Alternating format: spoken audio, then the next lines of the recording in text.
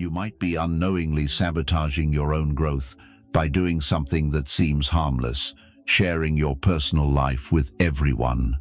Every time you talk about your struggles, your efforts to change, or how someone hurt you, you think you're relieving a burden. But in reality, you're reinforcing an identity. You're retelling an old story with the same ending. Then you live as if you are that story. Not everyone needs to know what you're going through. Not everyone is deep enough to understand. And more importantly, not everyone deserves access to those private corners that you easily give away in conversation. If you truly want to evolve, start with silence. Don't constantly publicize every step you take. Don't confuse talking about change with actually changing. Those who do more in silence will always be respected more than those who talk a lot but take no action. In this video, you'll learn how to turn silence into a weapon of strength, not a sign of fear. If this message resonates with you, leave a comment below with, "I am a Stoic." Share a moment when silence helped you grow. And above all, subscribe to the channel so you don't miss lessons that help you live stronger, wiser, and more peacefully, quietly, but with an undeniable presence. First, the more you talk about your pain, the more you reinforce it. Have you ever seen someone scratch an unhealed wound at first? It's a reaction to discomfort, but over time, it becomes a habit. And if they continue, the scar will remain etched forever. Gentlemen, consider this. We do the same with mental pain. Not by scratching, but by repeating it over and over. We recount the hurt, replay the disappointments, rehearse the betrayals, failures, and shame, until it's no longer just a story we tell. It becomes the role we embody fully. Your mind doesn't take repetition lightly. It's a pattern-seeking machine. The more you speak of something, especially your pain, the more your brain logs it as part of your identity. It's not just something that happened, it's who you are. From there, you build your thoughts, behaviors, and even relationships around that narrative. Brothers in wisdom, you start seeking validation for that pain. And guess what? You'll find it. Because once pain becomes your script, the world starts playing along. This is the hidden risk of oversharing, especially about deep wounds. Every conversation is a stage, every friend an audience, and each retelling embeds the story deeper into your nervous system. You think you're processing it, but you're actually rehearsing it, rehearsing the posture of helplessness. You become proficient in the victim's role, not because you want to suffer, but because expressing it brings temporary relief. But relief isn't healing. Relief is evasion. Healing is silence, reflection, and slow internal restructuring. Men of resolve. True healing begins when you stop feeding the pain with words. For the more you talk about it, the more attached you become. And the more attached, the harder it is to let go. Stoics understood this long before modern psychology named it. They weren't cold or emotionless. They simply refused to invest energy in things beyond their control, especially when it comes to repeating wounds. For them, speech is a precise action. You use it to clarify, not to indulge, to build, not to bleed. And when facing pain, they teach a form of powerful restraint, not suppression, but redirection. Because silence isn't weakness, it's a strategy. It's how you end the mental chaos and reclaim inner peace. Today, many confuse openness with strength.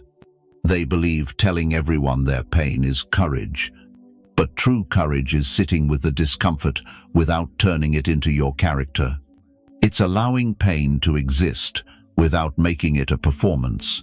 This doesn't mean you must keep everything bottled up, but you need to carefully select who, when, and why you speak. Ask yourself, do I need help or just sympathy? Do I want to heal or just to be heard? Because they're not the same. One propels you forward, the other keeps you in a loop. Wearing your wounds like badges you never wanted but now can't remove, there is an inner strength that can only be built in silence. Those who practice this begin to change. They no longer need to recount their pain because they no longer see themselves through the lens of suffering. They speak less, but each word carries weight. Their energy no longer leaks through complaints or venting. It accumulates, becoming a quiet force that the world senses even without words. That's the power of not oversharing. That's the discipline of silence. And that, whether you call it Stoicism or simply maturity, is what separates those who repeat old stories from those who finally transcend them. 2. Change without an audience is stronger. Have you ever wondered, if no one knows I'm changing, am I really changing? That quiet question reveals something deeper than it seems. We've been convinced that growth must be witnessed to be real. Gentlemen or for two. Reflect on this truth. The most powerful and lasting changes happen away from the spotlight. You don't need an audience to become the man you were meant to be. You just need persistence, clear direction, and the discipline to shield your progress from unnecessary attention. In today's world, almost every moment is publicized.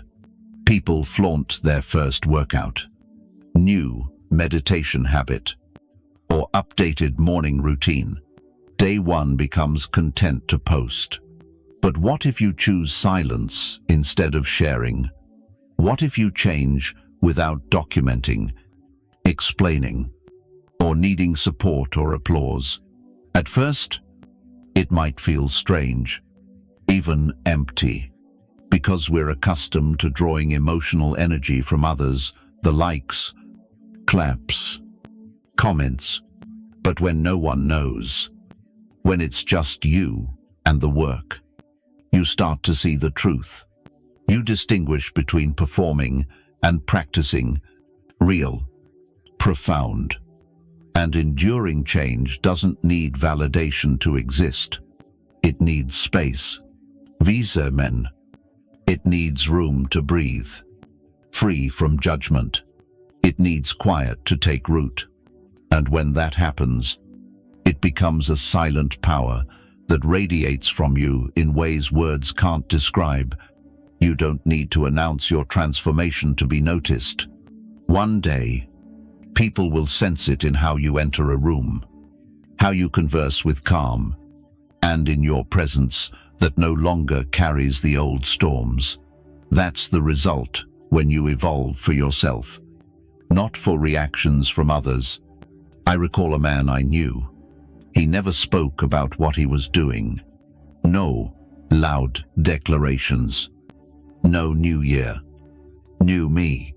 But after a few months, I noticed the difference. He paused before responding. He listened more than he spoke. His words became precise, da zhangfu. His eyes held a steadiness. Later, I learned he meditated daily, journaled, cut digital noirs, and rebuilt himself quietly. That transformation didn't need a stage. It just needed commitment. Now he lives with a solid energy that's impossible to fake or rush. Stoics call this self-reliance. They believed in the power of internal change, the kind that doesn't require permission or praise. Marcus Aurelius didn't write to impress. He wrote to sharpen his mind and soul.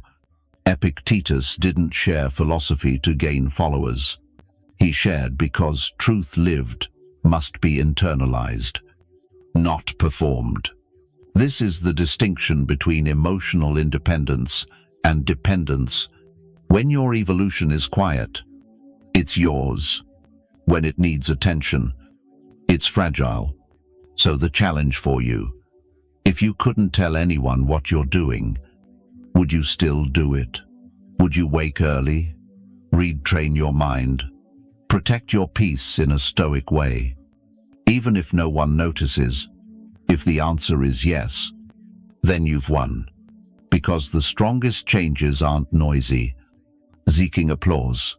They grow silently day by day, becoming part of you, not something to show, but something to live.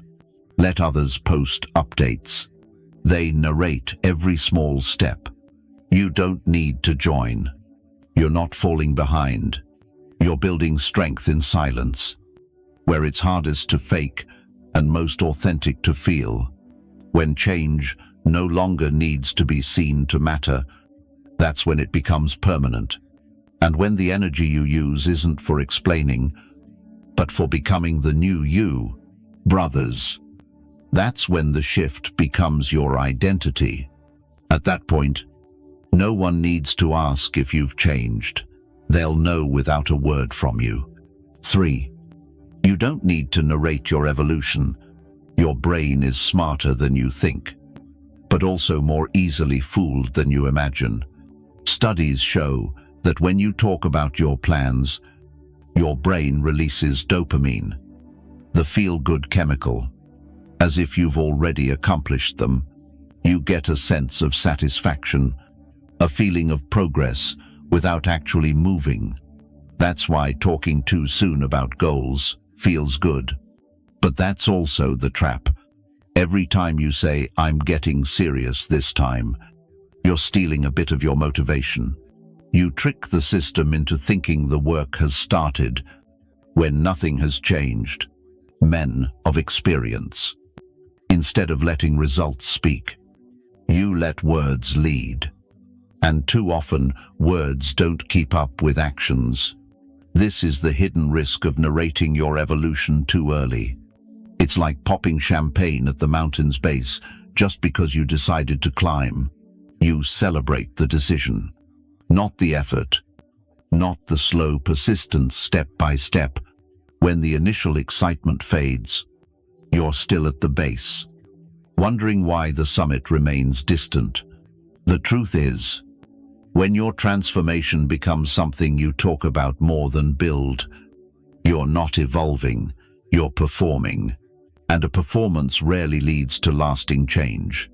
In an era craving social validation, we're trained to share every step. But growth doesn't need a microphone.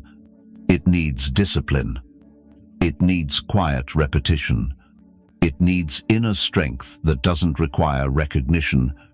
If you're serious about becoming stronger, kalmir, better at controlling thoughts and reactions, you must master the art of advancing in silence. That silence protects your energy. It allows you to focus not on being seen, but on being transformed. Marcus Aurelius didn't write his meditations to impress others. He wrote to stay grounded. He understood that evolution isn't what you declare, it's what you live. Stoics knew that progress shared too soon gets diluted. It turns into noise. And noise doesn't create clarity. It obscures. They believed in personal discipline over public display, because when change is real, you don't need to tell anyone. It will show. Others will notice. But more importantly, you'll feel it. You'll feel it in how you respond instead of react, how you detach from outcomes, how you maintain peace through emotional discipline. That doesn't need explaining. It's what you demonstrate.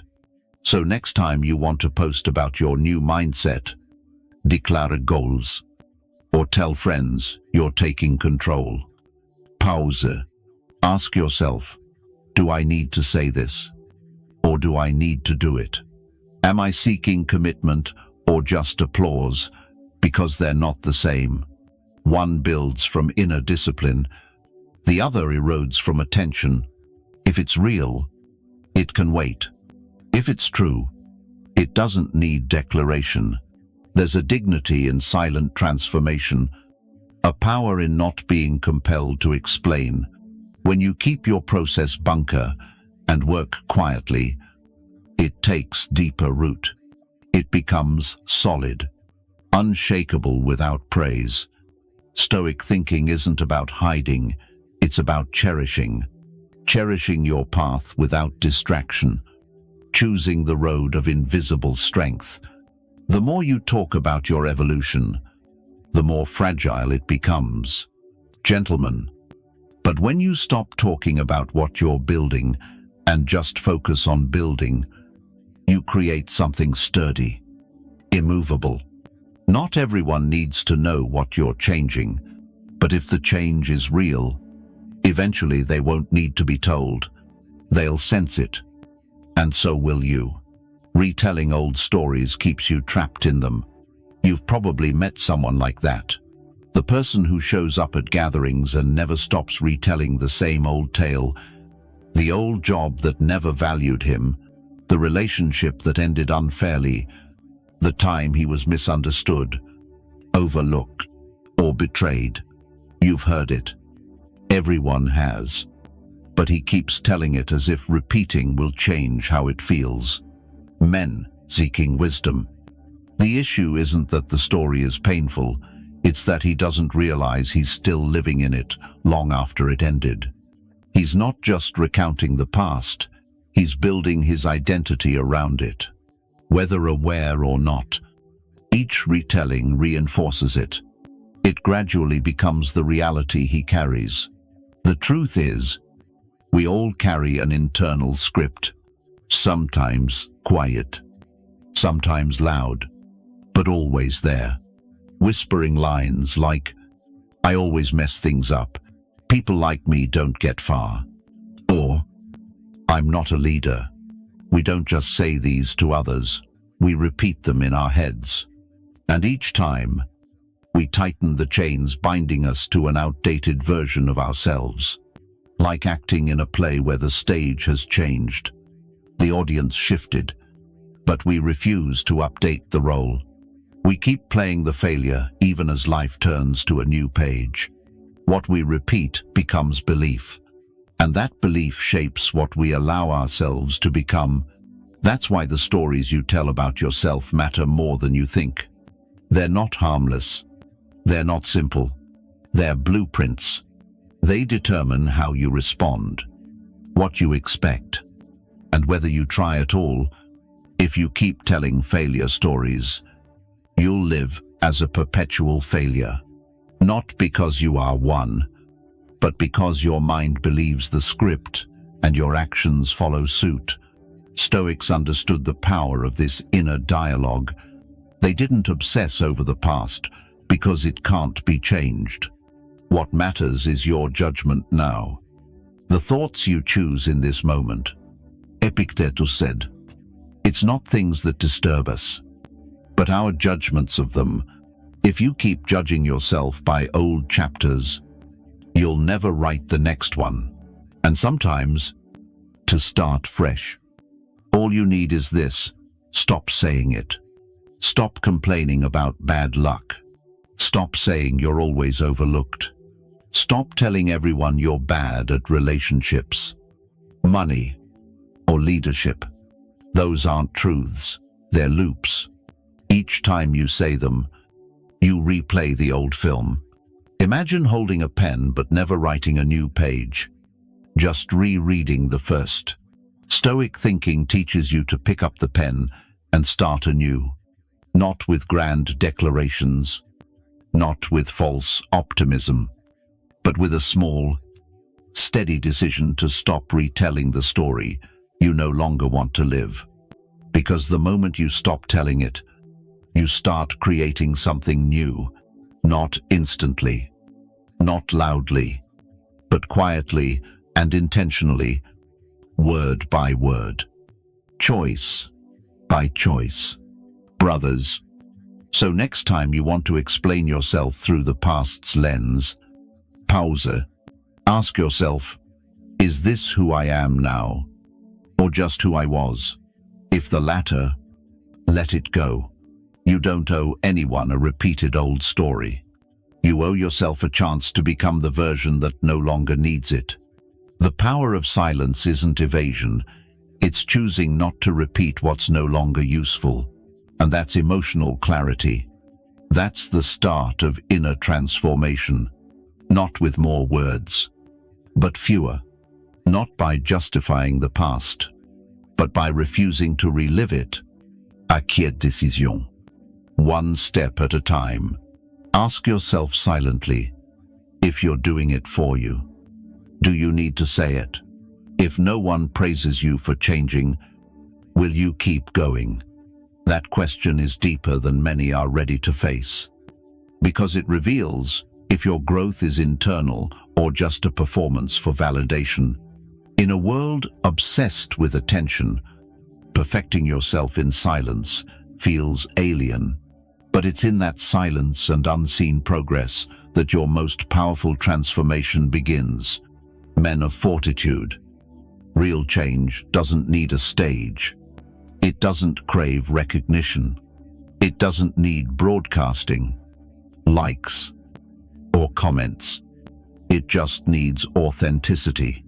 When you start releasing what no longer serves you, whether toxic habits, emotional dependencies, or a self-image ruled by past pain, and you do it not to impress anyone, but to find peace, that's the kind of change that lasts. You're not trying to prove anything. You're just realigning yourself. You don't need a post about your recovery process. You don't need others to know you've started studying philosophy, exercising at 6 a.m., or journaling at night. What matters is doing it quietly, persistently, without the spotlight. I once knew a man who was completely lost after a messy divorce. He didn't talk about it. No public recovery plans, but slowly and silently, he began rebuilding his life. He took up boxing not to boast, but to reclaim his strength. He started cooking not to post pictures, but to regain presence in his own life.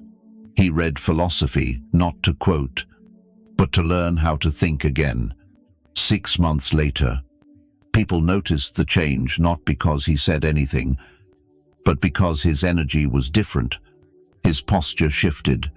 His presence became grounded, not from muscles, recipes, or Stoic quotes, but from the quiet peace that arises from rebuilding solely for himself.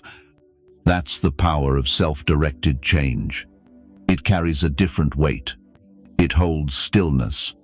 And when you no longer need applause for what you do, your actions cease being empty gestures and become genuine habits. There's something sacred in doing right when no one's watching. It means you act from integrity, not ego. You don't chase significance. You choose essence. That's what Stoic philosophy guides you toward. Not loud proclamations, but quiet conviction. Marcus Aurelius lived that way. His journal wasn't for others to read, it was to remind himself, not to impress. He didn't need to convince anyone of his discipline. His life reflected it. That's the deeper lesson. When you do it for yourself, you don't need to say it. It will show.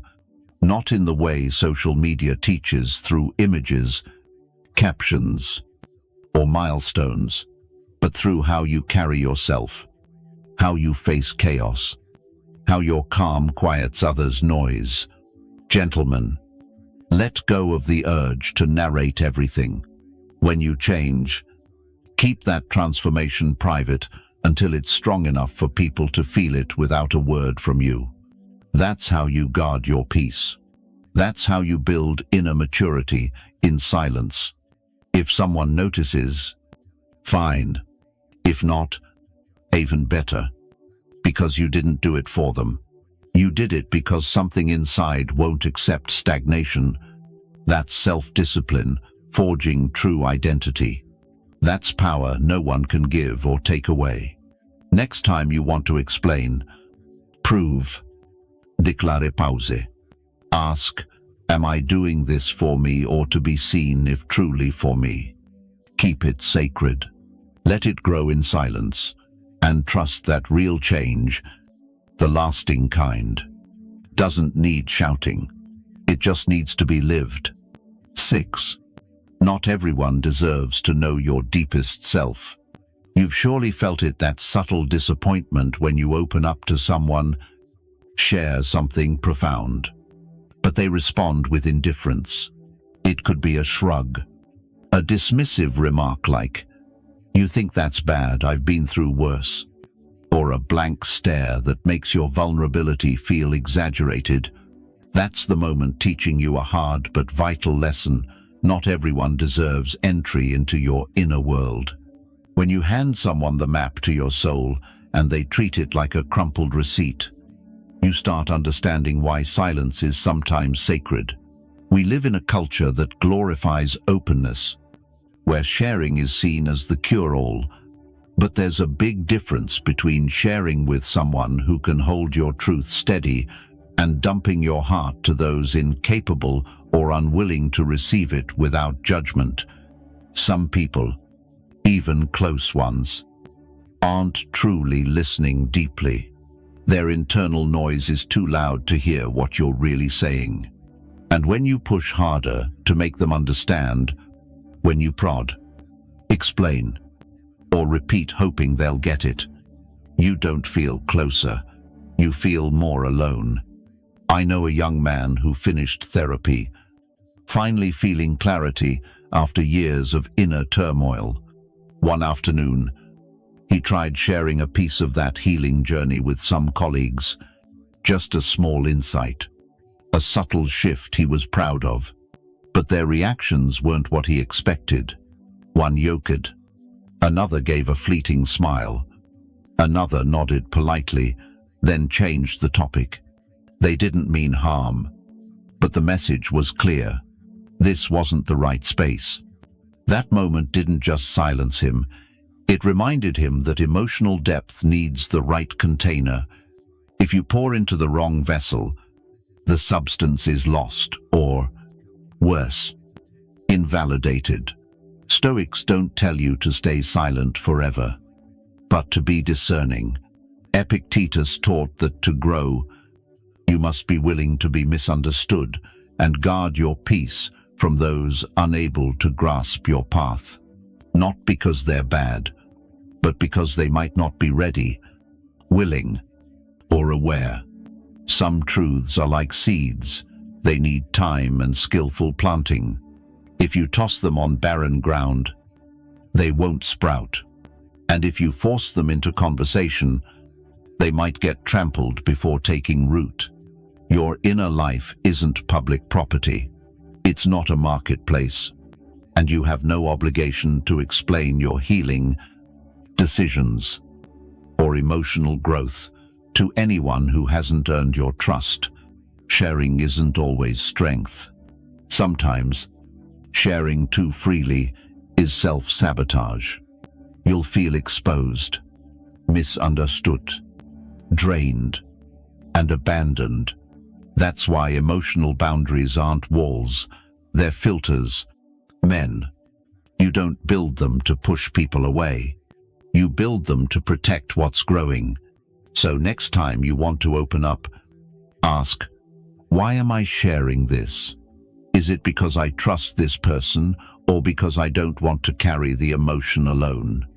If the latter, write it down. Sit with it. Let it settle in silence first. Because the truth is, not everyone deserves to hold your most fragile parts. And you owe yourself not to give away the sacred just because someone is convenient or familiar. Guard your energy in the Stoic way. Not everyone needs to know what you're healing. Not everyone can meet you where you stand. and that's perfectly fine.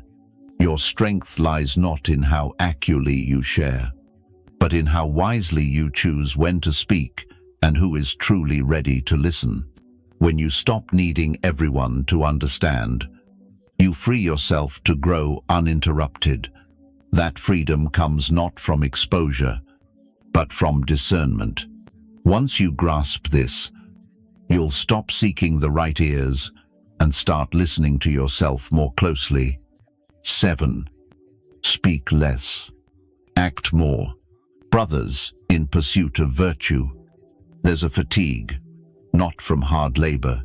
It comes from hearing people talk endlessly about what they'll do, but never follow through. You've heard it too many times. I'll eat healthier.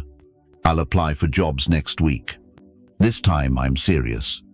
They say it with conviction, sometimes excitement, but days pass, weeks pass, and everything stays the same. Over time, those words lose weight, not from bad intent, but from no real action behind them. Words without deeds are like smoke without fire. It looks like something's happening, but there's no substance, no burn, no transformation. That's why your silence can be mightier than others' promises.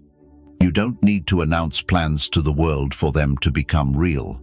You don't need to vent about changes or convince others this time is different. Just do it. Rise early and start your morning routine. Build discipline quietly. Change not because you said you would, but because something inside won't let you stay the same. In that space, where action replaces explanation, your life takes shape.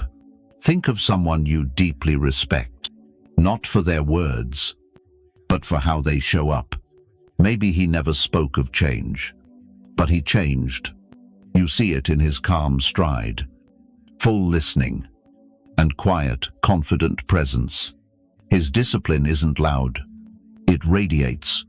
No posts, no speeches, no declarations, just the energy of a man who's done the work without needing recognition. That's the presence people remember. That's the presence that builds true respect. Stoics were never impressed by eloquent talkers. They didn't chase admiration with poetic proclamations. They lived simply with inner harmony, intentional action, and few words. Epictetus made it clear, words without action are just noise. Marcus Aurelius, the most powerful man in Rome, didn't write to be quoted. He wrote to hold himself accountable to his values. He never had to publicize that he was self-improving. He simply did it. Over time, the result wasn't a louder voice, but a stronger soul. When you constantly talk about what you're doing, what you plan, what you hope, you're expending energy in the wrong place. Instead of building something sustainable and unshakable, you get caught in the performance of progress, and that performance eventually fades. Gentlemen, what lasts is the quiet, persistent effort, the kind that matters even without witnesses, the kind that doesn't demand applause to feel valuable. It builds a resilient mindset you carry quietly, a mindset you hold even when unseen. Next time you want to explain what you're doing, let your actions speak instead of words. Let the results, the discipline, and the subtle shifts in how you respond convey the message. If someone asks, smile. You don't owe anyone updates. You only owe yourself results, and those come not from talking more, but from doing more. Speak less, not because you're hiding, but because you've outgrown the need to prove. Act more, not for attention, but to live true to yourself. Let your daily decisions build the foundation you stand on. You don't need to shout. You don't need to convince. When the energy is real, it reveals itself, and when it does, It lingers long after words have faded. That's the essence of Stoic presence. Clear without clamor, committed without boast, and growth that's real even unseen. In a world addicted to noise, choosing to preserve your peace quietly is an act of true strength. The more you talk about your struggles, growth, and goals, the more you risk turning your evolution into a show.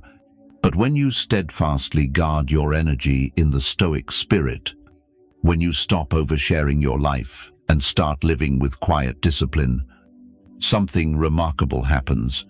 You stop reacting to every opinion, stop needing constant applause, and start feeling the power of inner growth and stillness. Stoic philosophy teaches that emotional discipline, self-control, and mental clarity come not from talking much, but from doing much. Speak less, live more. Let your actions carry weight, because when you stop narrating everything, you truly reclaim your identity, not as someone trying, but as someone becoming, and the world will sense it without a word. If this message touches you, share your story in the comments. What have you stopped saying to others to protect your peace? What part of your life are you building quietly? Let us know below. And don't forget to like this video and subscribe for more Stoic tools to train your mind daily and reset your mindset for real transformation.